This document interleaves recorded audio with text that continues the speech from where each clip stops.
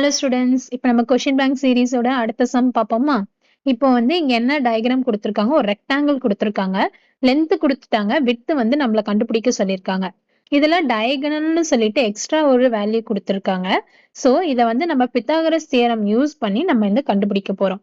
நார்மலா வந்து நம்ம எப்படி எடுத்துப்போம்? இதை ஏ பி சி அப்படின்னு எடுத்துப்போமா?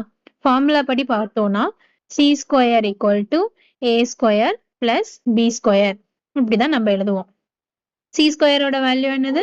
23 ஸ்கொயர் ஈக்குவல் டு ஏ வந்து 14 ஸ்கொயர் பிளஸ் பியோட வேல்யூ என்னது? டபிள்யூ. ஸோ டபிள்யூ ஸ்கொயர் அப்படின்னு சொல்லி எடுத்துக்கிறோம். நமக்கு டபிள்யூ தான் தேவை.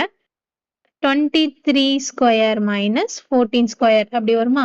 23 ஸ்கொயரோட வேல்யூ வந்து 529 மைனஸ் 14 ஸ்கொயரோட வேல்யூ வந்து 196.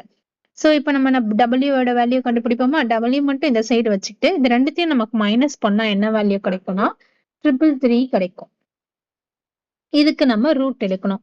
ரூட் எடுத்தோம்னா டபிள்யூவோட வேல்யூ வந்து இது பெர்ஃபெக்ட் ஸ்கொயர் கிடையாது. ஸோ நமக்கு வந்து 18.24 அப்படின்னு சொல்லி கிடைக்கும். நம்ம வந்து டபிள்யூவோட வேல்யூ 18.2 அப்படின்னு வச்சுக்கலாம். 18.2ன்னு போடலாம், 24ன்னு போடலாம். அவ்வளவுதான் சில்ட்ரன்.